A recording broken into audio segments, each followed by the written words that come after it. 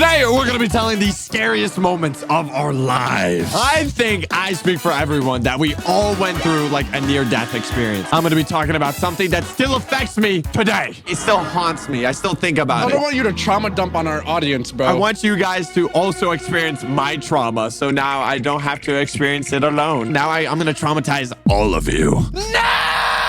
So I was a little socks living with my parents. Things were not going the best that day. My mom was driving me home from tennis practice, and she was already upset with me. I played a tournament recently, and I didn't win any of my matches. So you suck. I lost normally. I lost in the loser bracket. And the thing is, they require you to play at least 3 matches. So I lost, and they made a whole new bracket just for me, probably called the Losers. And I lost in that. So you're a triple loser? A triple loser. So you suck. That's what my mom was telling me all the way driving me home from tennis practice. She was ranting on why we spent so much money on me on tennis if I wasn't even gonna win a match in a tournament. As I was crying in my seat, I was just having a bad weekend. Excuses. That's what she was saying. You're acting like my mom, Tuxie. Are you sure you're not her? I'm with your father right now. Whoa, could you fail us? As I was trying to explain myself, that just seemed to go through one ear and out the next. I just got scolded all the way home. My mom does this thing where like she scolds me for 5 minutes and then it's quiet and then she goes again in 5 minutes. We were making our way home. The car was making its way into the garage. I noticed something inside the car. A giant red ant.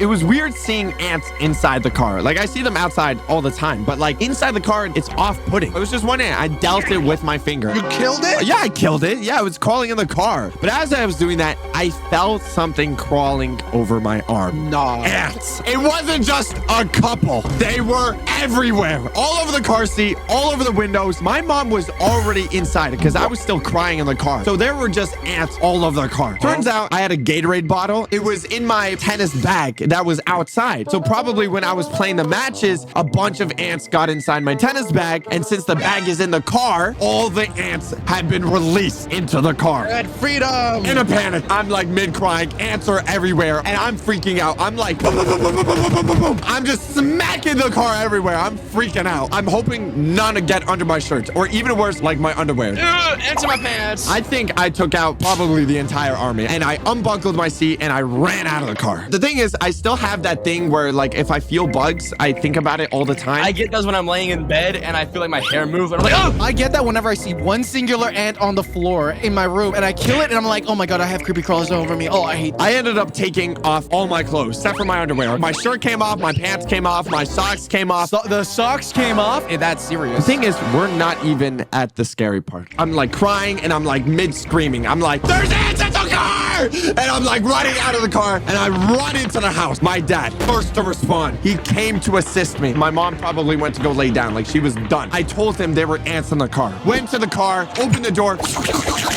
checked up, down, left, up, middle thing. Is he like a ninja or something? How does he do it so well? He didn't find anything. He didn't find a single ant. What? The thing is, I'm still freaking out. I'm like, look, Dad, there's ants in the car. I'm freaking out. My dad is a very, like, I would say rather calm and collected person. I've never heard him shout. The thing is, he was probably already upset after hearing my tennis performance. He's gonna beat you now. I paid too much money for you to go 0-6. He was probably already upset. He probably heard from my mom. My mom probably texted my performance to my dad, and he was probably upset that I literally lost every single match after probably pouring in thousands of dollars into me for tennis. He snaps. There is no ants in the car. When you hear your parent for the first time actually snap after you never heard them snap, It is so scary. I stopped crying and I just felt scared. I'm standing there looking at him in my underwear. I forgot you were in underwear. I pick up my clothes and I just walk into my room. You know when you're ever so upset, I don't leave my room for like the rest of the day. I don't go for dinner. I don't go for nothing. I literally just spend the rest of the day in that room. Did you even grab clothes to wear? Did you just stay in your underwear in your room just face down on your bed? Do you think you were gently tweaking or do you think they're if I was, there? no, there would definitely answer the car. If I was an ant, bro, and I saw your dad looking for me, I'd be terrified, bro. But that is the scariest moment. What about you guys? Mine's kind of like, you guys are here for this. This is when we went on the isolated trip. It was generally kind of terrifying. We're all hiking, you know, all of us hiking together. Me, Stacks, and Oof went to go hike up this huge mountain. It's like 30 miles up and this little tiny cabin. Yeah, we were going to the most isolated, in quotations,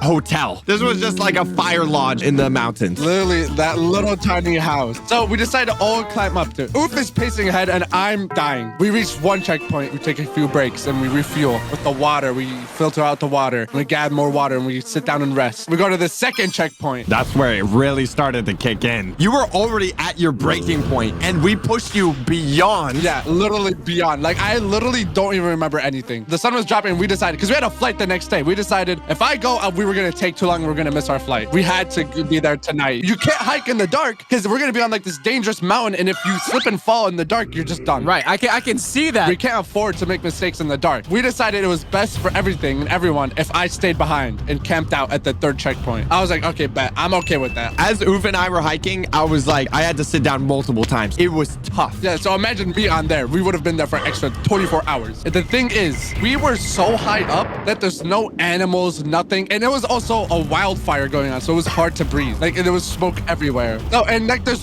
no one around us. It's just wilderness. And I decide, okay, I'm gonna camp this out. They end up leaving. It's still somewhat sunny, but like the sun is dropping. While they leave, I could hear their voices slowly, and like disappearing. Dude, that's scary. Up all the way up in the mountains. I was all alone. Dude, okay, looking back at it, that's probably the stupidest thing we could have done. I lay down and like I slide over, resting on my cheek. I'm like, huh. I open my phone. Zero signal, bro. No bars. Nothing. As the sun dropped, it was pitch black. We took 99% of all the batteries and lights because we needed it if it got dark during the hike. We stripped Nadway. We left him with basically nothing. Only thing they left me for was just a little peanuts. That's all they left me with. Oh, dude, those peanuts were so good, bro. Oh my gosh. I really have to go pee. I open up the tent. Nothing. My eyes are not receiving any light. No light is reflecting off my eyes because it's just darkness. There could be bears. I turn on my phone flashlight. I actually took a video. I would turn on my phone flashlight to go pee. And I just go like to this nearby log and just pee. And like I quickly hop back in the tent because I'm like, no, at least this tent will protect me somewhat. While I'm sitting in the tent, I'm just staring at the ceiling of the tent. I'm like, what if they don't come back? Oh no, you started tweaking. If they don't come back,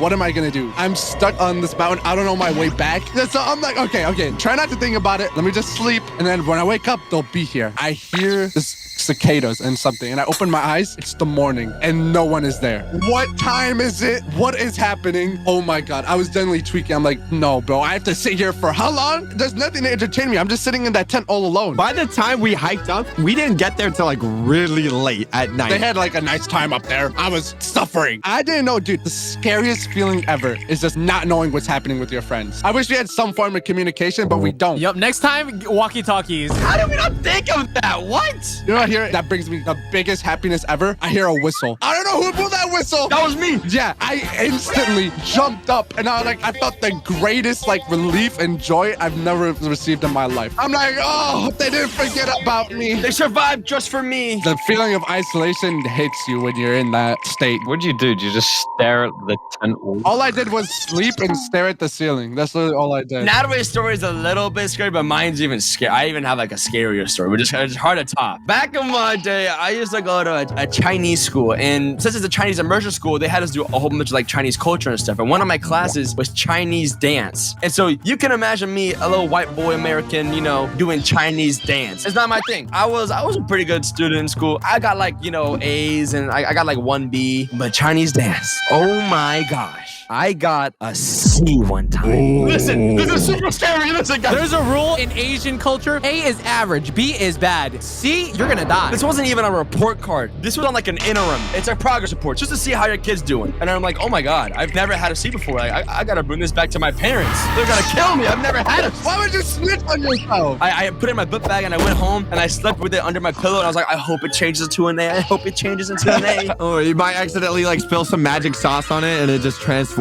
into an A. I wake up, I'm like, oh my God, it didn't change. What am I gonna do? My parents know, like they got an email saying interims are sent out, so they were expecting me to give it to them. My mom, she's looking at me and she's like, hey, Jackson, where's your report? Where's your interim at, man? And I was like, I only bring your report cards back. What are you talking about, Mom? She was like, well, your brother got one. He's in the same classes as you are. Where's yours at? I'm like, oh, Mom, I don't know what that is still. I have no idea what you're talking about. And she's like, give me your book bag. I'm like, oh my God. I'm like, okay. She whips out the full name. No, she said, oof is too short.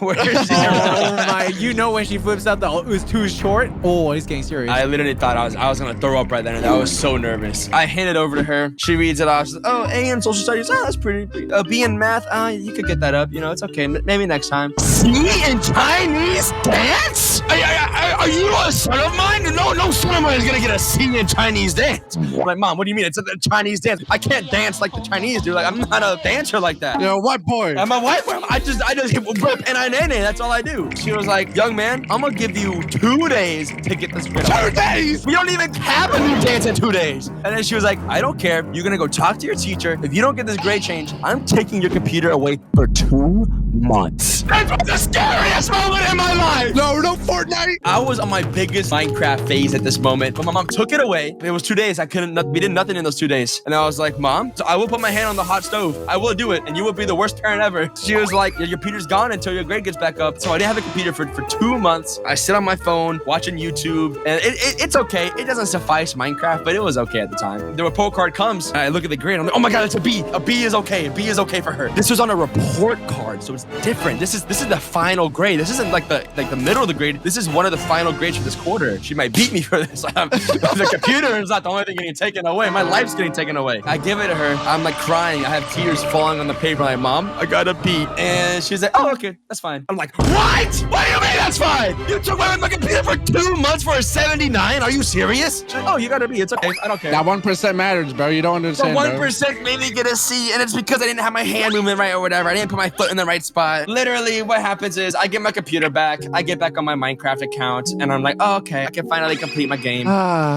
Thank you, Mom. And that was the scariest moment in my entire life. I didn't have a computer for 2 months. I couldn't even imagine my life without a computer. Sorry, now for outbeating you in your story. I'm sorry. I do have a scary story about a dentist. I actually went to the dentist. So when I was like a kid, I had a filling in my baby teeth. This is when I was a baby. How do you get filling into your baby teeth? It's gonna fall I out. was like 7 years old, right? And I went to the dentist, and then they told me I need a filling. But it wasn't only one type of filling. You know, they put like the whole crown over your tooth. When it was wobbly and it was like a baby tooth and it fell out, my filling fell out in the dentist, and I nearly choked and I nearly died. They tried to kill you. Your teeth were in such bad shape, they just try to take you out. As an American who eats a lot of candy and whatever, I've actually never had like a cavity before. Anyway, I'll go on to the real story. Oh, that was a warm-up. You need an appetizer before the meal, you know what I'm saying? So basically, I was a little juicy with my little school backpack. So we sat down in the classroom, and then the teacher comes in and goes, so we are gonna go to boat school. Boat school? In primary school, they took us to boating school. Are we talking like kayaking, or are we talking like boats? Like sailboats? Yes, sailboats. We arrived at the boating school with the class, you know. I went to school with my cousin as well. So I pedaled with my cousin. We was dressed up in our dungarees. Dungarees? What are dungarees? You guys never seen these? Over here, it's called waders. I put these on, strapped on my life jacket. I was prepared. I was ready to sail my boat. So we got on this boat, and we had to do like set up the sail and stuff like that. I was enjoying myself. I was sailing the boat. I was a proper sailor. I always felt like a pirate. Subscribe to the channel or I'll make you walk the plank. Until there was an iceberg. I'm joking. Okay, it wasn't. It wasn't an iceberg. It was a big bush in the way. Like seaweed? There was a small island. There was a bush on the island, and I couldn't swerve out the way. And you never guess what? We went crashing into this bush. The boat capsizes, flips over. I fall off the boat, and Wait, do you know how to swim? I was like 8 or 10 years old. But don't worry, it wasn't actually in the sea. It was like a pond. How do you hit a stationary bush? Listen, I tried to steer out the way, but you know, boats, the steering is reversed. It caught me off guard, and I veered into the bush, capsized, and I'm floating in the sea with my little life jacket. I'm like, save me, please. The people are looking at me and laughing. They're like, oh, Juicy capsized. They're laughing at you? Paddling my little arms and my legs. I'm like, no, save me. But I had a life jacket. I was floating. I was chilling. I was okay. And then the lifeboat came over. I got saved. I was fine. And then I had a nice Sunday roast that evening. That is the scariest thing I've ever heard you say. A Sunday roast. That was scary, Juicy. I peed my pants. I'm not even lying. Ooh, that's gonna be hard to beat. Anyone else nearly drowned? I didn't nearly drown, but I've had a couple near-death situations. A couple? Tuxie, are you safe in Canada? Do you need to move down to the United States? I don't know about you guys, but I feel like there's been like a lot of situations where you don't realize they could have died, but like you probably could have died kind of situations. You know what I'm talking about? Like you're just so naive as a little kid, you don't even recognize it. Have you ever ran across a road without really looking both ways when you were young? younger? No, my parents taught me. They raised me good. They valued my life. I went to go cross the road to get KFC with my dad, and I ran out in the middle of the road, and he had to come save me. I actually had something similar happen, pretty much. I went to my friend's house, had a wonderful time. We were playing Lego Star Wars at his house. We ended up going on a walk because my mom was picking me up from a certain location. We were walking over to where my mom was picking me up. I think it was actually at a park. You know when you're a little kid, you get overly excited when you see your parents again? Like after like being away from them for a period of time? I used to always cry in elementary school whenever my parents dropped me off. I got super excited that I saw my mom that I kind of ran across the street without looking both ways and not really thinking about it.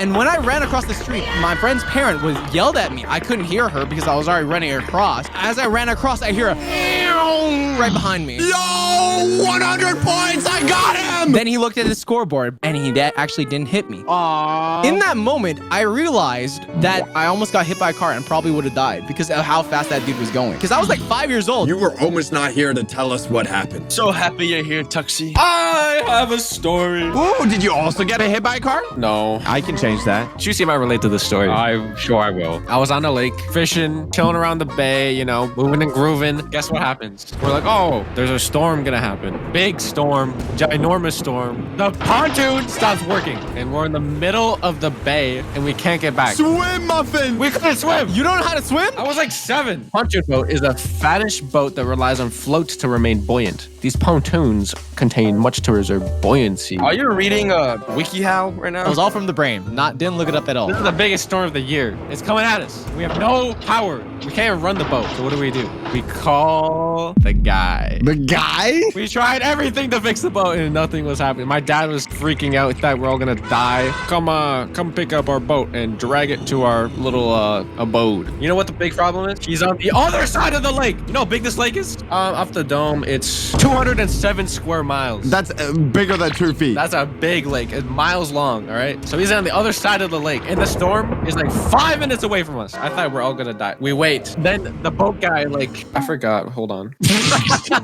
Wait, what if he came and brainwashed you guys? But what if he's actually a skinwalker and then ate you? What if he's the reason the storm was there, actually? What if he's the airbender? What if it's Juicy? Whoa, it's me. Juicy came to us literally the last second. Not even lying to you guys. The storm was giant. There was white caps. The storm was crazy big. And he saved us the last second before he got hit. Yes, I did. What can I say? I'm so strong. As Juicy was going back to his place, he drowned. The boat like broke because of the storm and he died. That's the story. Scariest moment of my life. Hey, if you guys enjoyed any of those stories, make sure to subscribe to all my friends. And I'll check out another video right over here.